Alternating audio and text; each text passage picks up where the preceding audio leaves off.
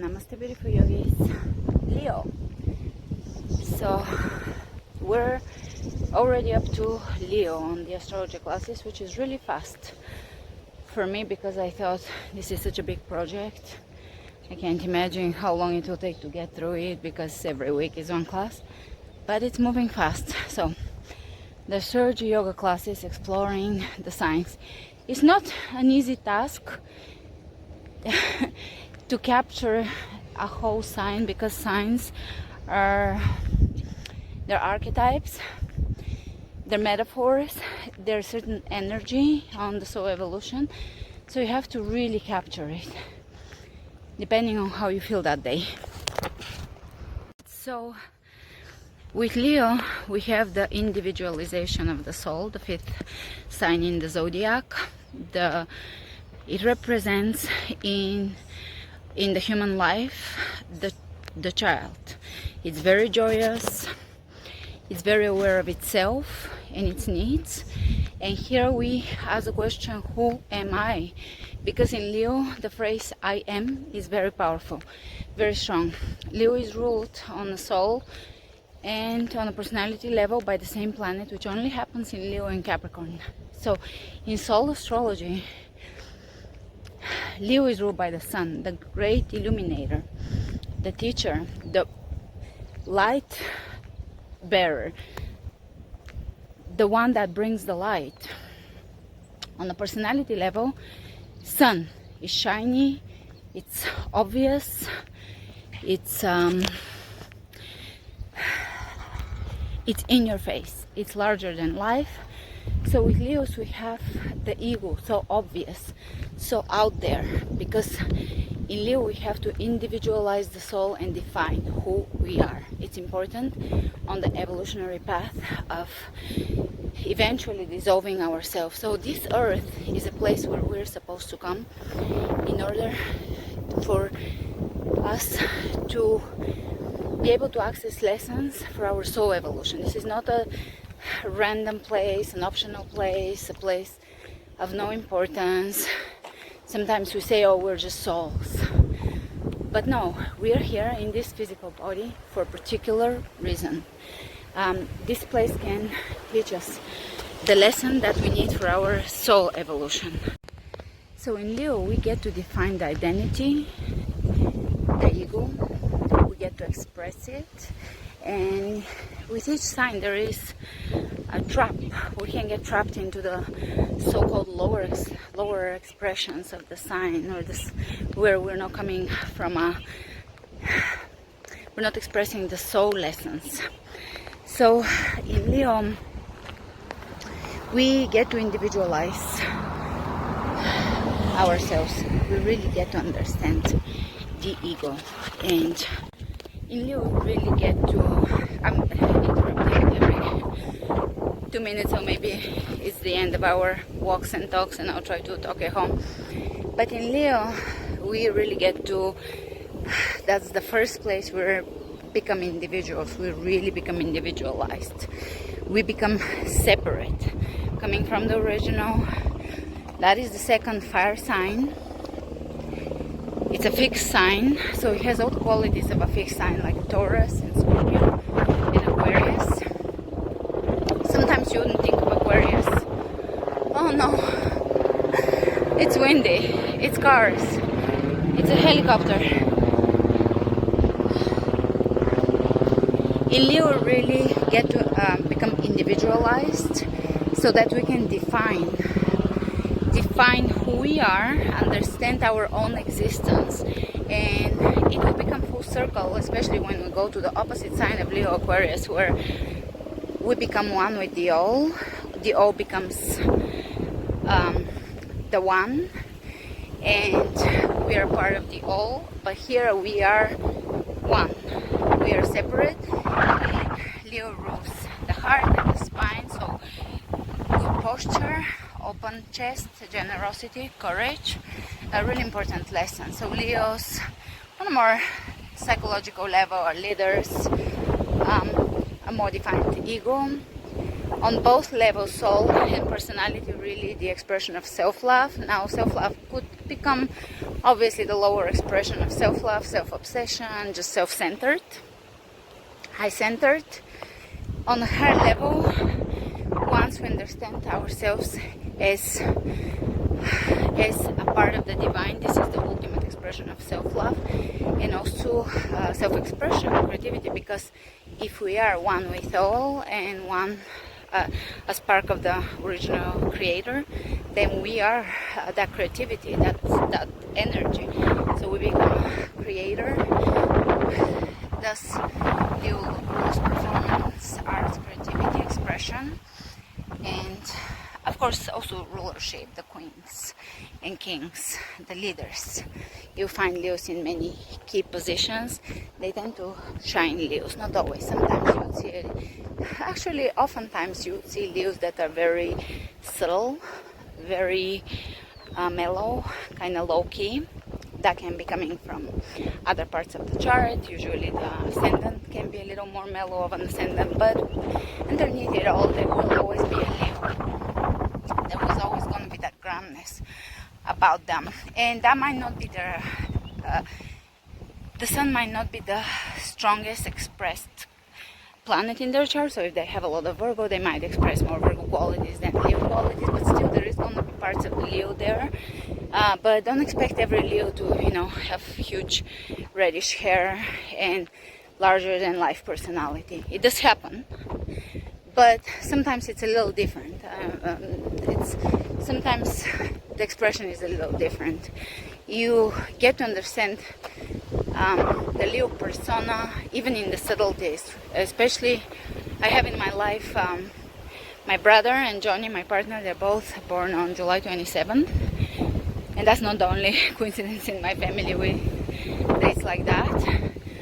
So even though they're both not your typical Leo, they're both very much Leo. My brother has Aquarius rising, so he's very subtle and very kind of quiet, kind of introverted, but in groups, likes groups and a lot of people, very kind, very polite, very thoughtful, very mindful of your feelings, a lot of Virgo in his chart. But at the same time, he's a performer, he shines. When you put him on stage, he comes to life. He's no longer, kind of introverted and quiet. And he's quiet because he has a lot of internal life happening, but also a lot of friends and a lot of connections. He's not shy. With Leo, shyness is, even if it happens, I haven't seen it happen, to be completely honest with you, but it's not going to be, the shyness of a Cancer. And Johnny, Scorpio rising, so with him, he'd rather not be in the center of, like, with all eyes on him. He'd rather be very quiet. You don't see him. But again, Leo underneath that. So with Leo, we really get to individualize the self. Very important, because we learn through that process, if we tap into the higher expression of that process, self-love. And that is very important, because we can't move forward without self-love. And self-love is the deep, profound understanding of us being part of the divine, of us being divine beings. And there is a trap there. It can become self-obsession and self-centeredness and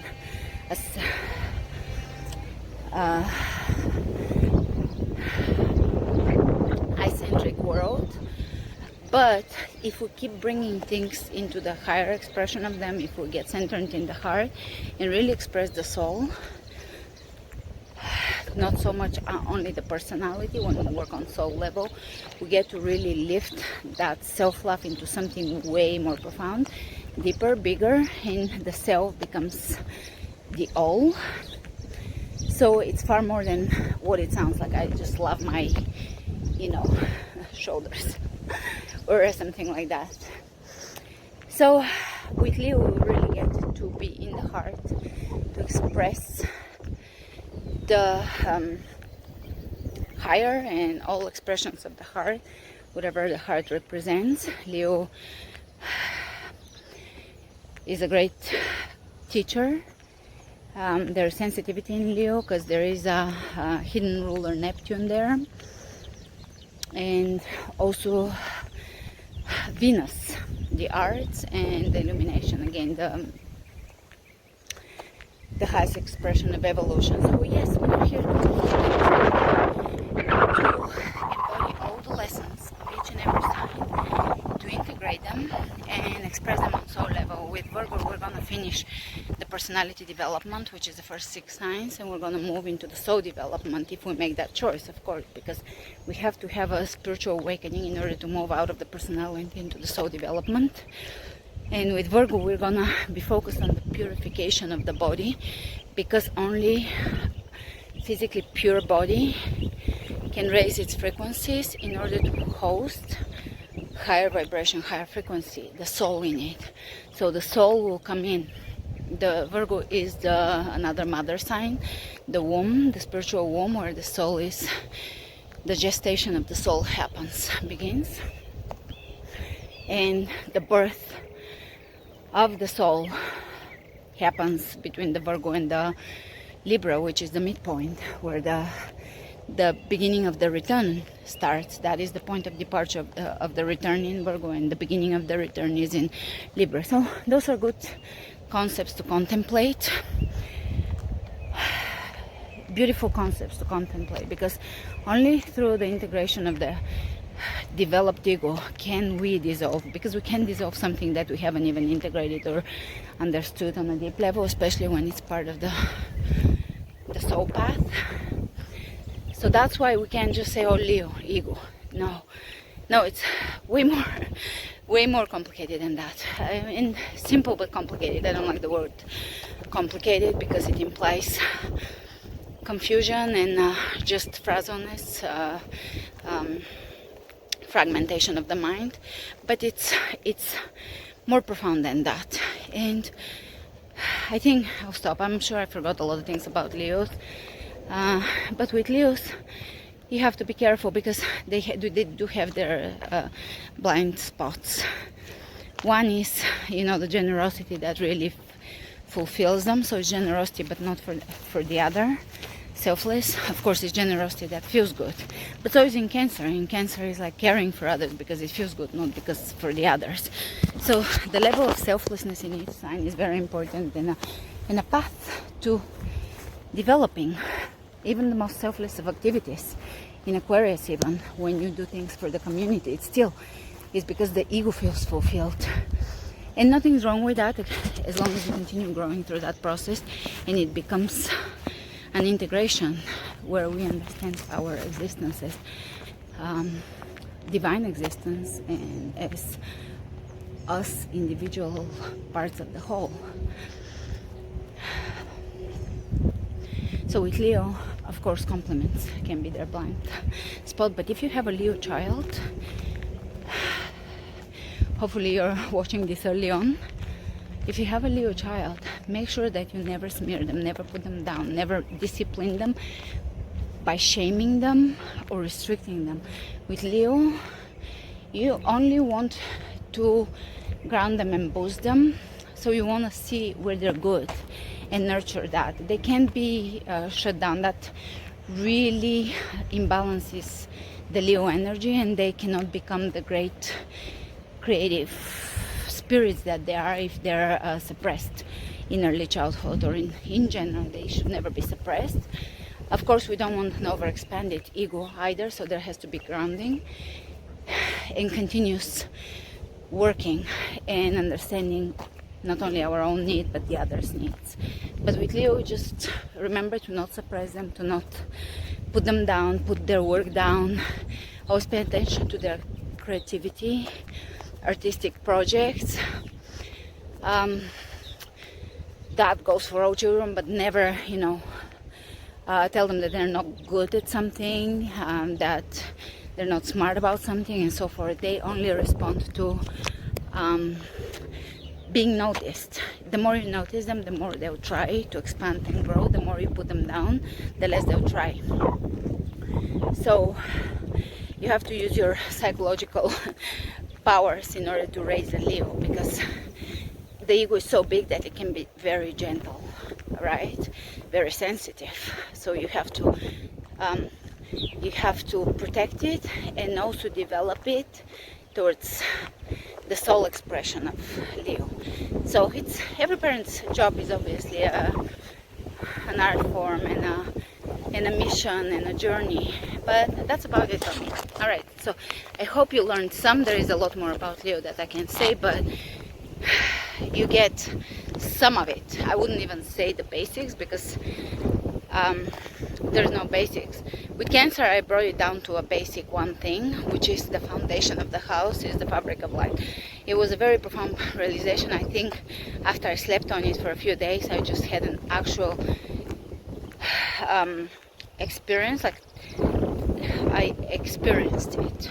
So it was an experience through my senses, experience of Cancer. So I just got it. It's hard to explain, and it's something that I felt. So even if I explain it, if you don't feel it, you wouldn't know what's so profound about it. But with Cancer, I got it. The foundation of the house being the soul, and the physical being light. So even when we express the personality, it's still the fabric of light is in the foundation. So, all right, a deep profound concept that is actually kind of falls short when you bring the words in, but that's how language is. Namaste.